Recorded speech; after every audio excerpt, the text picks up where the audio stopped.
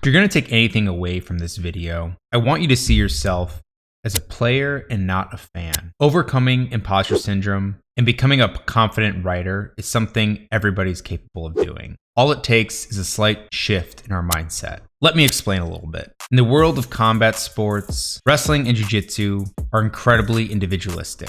Although you have training partners, teammates, and coaches, when it comes down to performing and competing, it's only you out there. There's a comparison I'm going to draw between my career in the world of combat sports and wrestling and jiu-jitsu, and also my writing career. But in this dynamic, where it is you versus another individual, there leads an obsession with rankings and past performances between you and your opponent. In high school, when I started to get serious about wrestling and began to see myself pop up in the state rankings, there became a whole new dynamic to this. One in which imposter syndrome popped up, but swiftly went away as I saw myself more as a competitor or as a player and less of a fan.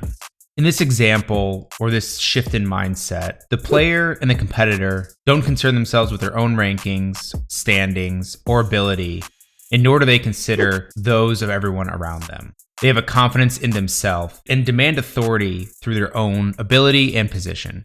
The fan, however, obsesses over those around them and ahead of them. They follow rankings and their own peers, worrying about their own position and ability. This often signals the lack of confidence that they hold, as well as becoming a mechanism to build excuses for losses and failure. Even when success is found by the fan, they often find themselves crippled by imposter syndrome. And something that I learned in my wrestling career, both in high school and in college, was that this dynamic can be applied to nearly everything we do, especially in individualized hobbies, skills, or careers. And even more so, I found this applied to writing. The thing that became clear to me is that we make the choice to be confident in whatever we do. It can sometimes start out as a good lie that we tell ourselves, the fake it till you make it attitude. But eventually, as we tell ourselves this, we begin to believe it. And as cheesy as that sounds, believing in our own ability is the core to maintaining a healthy mindset. But don't mistake confidence for arrogance. A confident person can admit when they're wrong and identify when something needs improvement, or that they don't know something. A confident writer in this regard is honest with themselves and where they are regarding their writing journey. So, to get started at kind of reshaping your mindset in this way and helping overcome imposter syndrome or build confidence as a writer, ask yourself these two questions. What do I do well, and what have others told me I do well? If these two things map on, we're typically going to be trending in the right direction. What do I struggle with, and what have others told me I struggle with? This is where true honesty comes to play. There are things that we're always aware of that we need to improve on, or that are weak points in our writing, while there are also other things that we are not aware of at all. Both are equally as important. By asking yourself these two questions, knowing what we do well and what we don't do well are kind of like the gateway drug to shedding the imposter syndrome skin and embracing this world of forever being a competitor while also forever being a student of the craft. Okay, but really quick, before we get further into some of these points, I think it's important that I share a bit of backstory about myself and why you might want to listen to me when it comes to writing advice and overcoming imposter syndrome and building confidence as a writer. Even though I've dealt with imposter syndrome in my past career as an athlete, the same has kind of gone on for my writing career as well. I've published almost a dozen short stories now, written scripts for YouTube channels, and seen my work come out in a variety of different publications and outlets. But still, imposter syndrome kind of creeps up here and there. It's something that never really goes away, but you do learn to deal with it and manage it. However, at this point in time, and what has been the case for quite a while, is that I'm not someone who is crippled by or truly suffers from imposter syndrome. And why is that?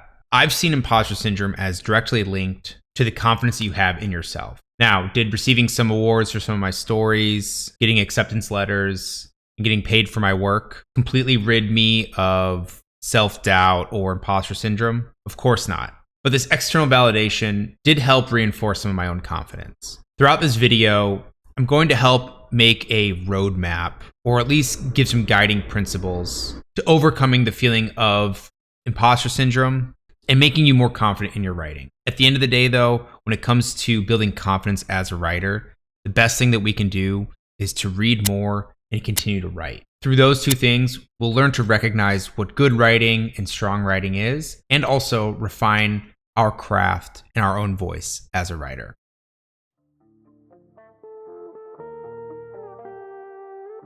The willingness to learn is often a very good sign and should be a reassuring point to your confidence. Sometimes we'll encounter advice that we've already heard before that will reinforce things that we know to be true or reinforce things that we know are not true. I had this realization happen to myself when I was sitting on a panel for a writers group, when a professor at some university was speaking about some elements of storytelling and fiction. Many of the things that he was saying mapped onto what I was telling my clients, saying in these videos, and also what I was applying to my own writing. Sometimes this sort of validation, the validation that we know more than we think we do, or it may not even be validation at all, and it could just be the fact that we're hearing something that we've heard before or we know, but in a different way and from a different perspective. Both are equally as valuable. And on this journey of discovery and perfecting one's craft, we need to enter into the objective and cold hard truth of our writing. The truth being that our writing isn't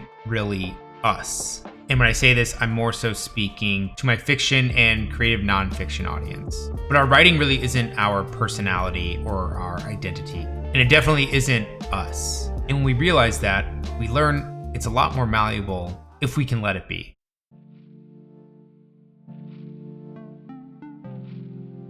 I do love this point. The minute we can detach ourselves from our project or our work is the minute we can do what is best for it. It can sometimes be a sign of your insecurity or the lack of confidence when we constantly are defending or explaining our work when we're receiving feedback. At times, added context is warranted, but most times, if your reader or critique partner didn't pick up what was originally written or understand what you wrote in the first place, it's a sign that you didn't convey whatever you were trying to convey effectively, which is fine. It is also okay to try and view our work objectively. Confidence comes when we can honestly look at what we've written and accept that perhaps this does need to get cut, or this character is flat and unrelatable, or maybe I'm just adding too much exposition. Whatever it is, however you can, get feedback from others. Learning how to deal with criticism and implement revisions is a skill in and of itself. And the more people you can get your work in front of, and the more times you can get honest feedback and criticism, the better it will be your confidence as a storyteller. And when we get criticism, we are given an added perspective. And those added perspectives allow us to become more and more self-aware, allowing for a change in our mindset, building confidence, and shedding this feeling of feeling like an imposter.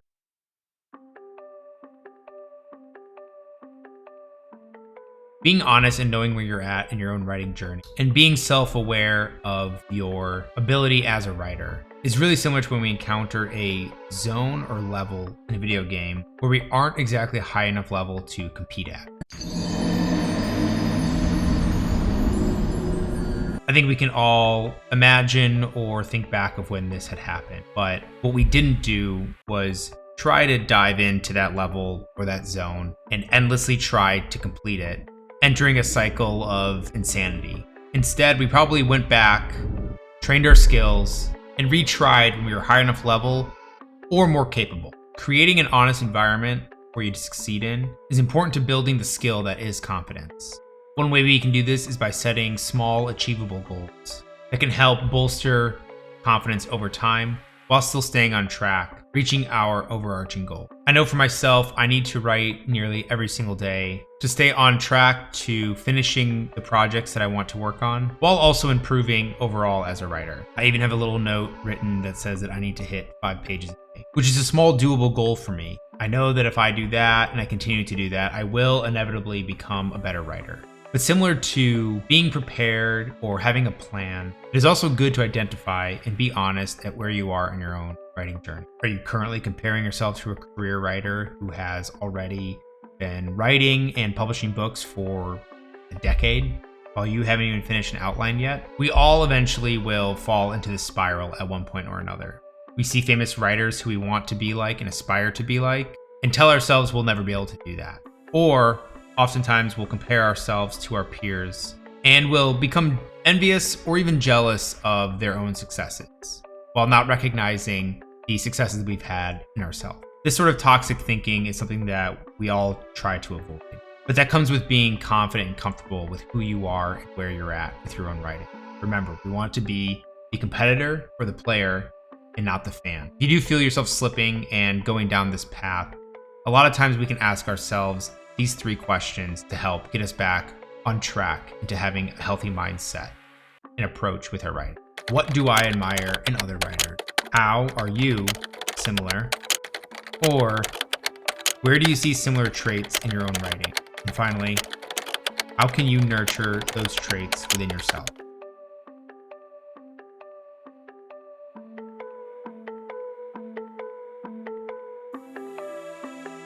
Most everything we do is more of a mental game than anything physical. Continuing the trend of using the example of becoming a player and not being a fan, we need to think of ourselves in a positive way, as it has been proven that how we conceptualize ourselves directly impacts the actions we take and their outcome. Negative thoughts will equal negative outcome. In school, if you tell yourself that you are going to fail a test no matter if you study or not, how likely are you going to actually study? And how often do we hear in athletics that, well, this person started at X age and I'm starting now, or they're just a natural athlete? But the reality is that everyone stood at a similar crossroad at some point in time that you're standing at right now, with one path going down one of negative thoughts and emotions and outcomes, and the other going down the path of positive thoughts and possibility. Now, one decision on one day isn't going to change all of your insecurities or shake off imposter syndrome. It takes concerted effort every time doubt comes up. Every time we are faced with that path, we have a decision to make. Proving to yourself that you can do difficult things helps build that confidence. Imposter syndrome will come and go in waves, but at the end of the day, it's just a transition period between doing and not doing. The truth of it is that you are in charge of your own emotional state. Your thoughts and emotions do not control you when it comes time to being confident, and that we are in the driver's seat of choosing how and what we feel. That is the first brick that can be laid in building up our own confidence.